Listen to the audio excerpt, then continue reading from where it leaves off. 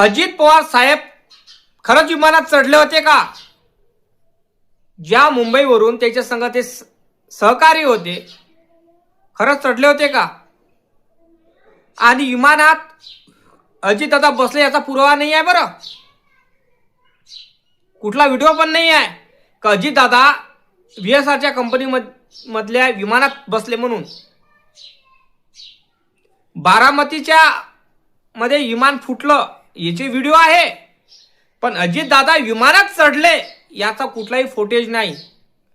रोहित पवार साहेब विमानाचे फुटेज मागत आहे, ज्या विमानात ते बसले होते, म्हणजे बसणार होते मुंबईवरून. त्याचे बा आम्हाला CCTV फुटेज द्या. ते म्हणत आहे काय CCTV फुटेज आमच्याकडे नाही आहे. तर मग काय म्हणाल तुम्ही?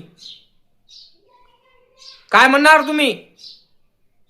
काही प्रूफ आहे काय का अजितदादा विमानात बसले याचा प्रूफ आहे का कोणाकडे? कुठला सोशल मीडिया दाखवला काय? मी आतापर्यंत पुरा छान मारला सोशल मीडिया, मला कुठलाही व्हिडिओ दिसला नाही की अजितदादा खरंच विमानात बसले याचा कुठलाही कोणाही फुटेज नाही आहे. पण बारामतीमध्ये जे विमान फुटलं ते खरंच अजितदादाचं होय काय? कारण तुम्ही म्हणत आहात की अजितदादा हिरव्या रंगाच्या प्लेनमध्ये बसले आहेत, पण हिरव्या रंगाच्या प्लेनमध्ये अजितदादा बसले आहे याचा व्हिडिओ आहे का? व्हिडिओ पुराने व्हिडिओ असतात, ते लोक जाहिरातनं प्रदर्शित करतात, फेक व्हिडिओ असतात. पण जो रियालिटी व्हिडिओ आहे, जो अजितदादा खरंच हिरव्या प्लेनमध्ये बसले होते का? लाल विमान फुटलं म्हणते, म्हणजे काहीतरी लपवण्याचा प्रयत्न चालू आहे. खरंच अजितदादा विमानामध्ये बसले का? विमानात बसले नसल तर अजितदादा सुखरूप आहे असं मी देवाच्या चरणी प्रार्थना करतो दादा. कारण 1 महिना झाला अजितदादाला जाऊन, आणि पुरा महाराष्ट्र, पुरा भारत वाट बघत आहे का अजितदादाबद्दल काही ना काही माहीत होणार. पहिले म्हणत होते 6 माणसं विमानात गेले, 5 सापडले, 1 व्यक्ती कुठे गेला काय मालूम नाही.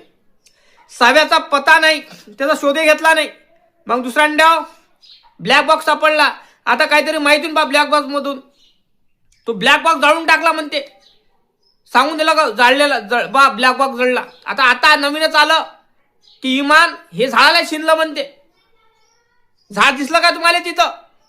काही ना काही सांगावं बा म्हणून जनतेला कसं चूप करावं. कारण अजितदादाचा इतिहास हा फक्त दादा मातीत ओरगळलेला राहणार. माहीत होणार नाही की अजितदादा घात झाला की अपघात झाला. कळलं काय? तुम्हाला काय वाटलं नक्की कमेंट करा, लाईक करा, चॅनलला सबस्क्राईब करायला विसरू नका. जय जवान, जय किसान, जय भीम, जय शिवराय.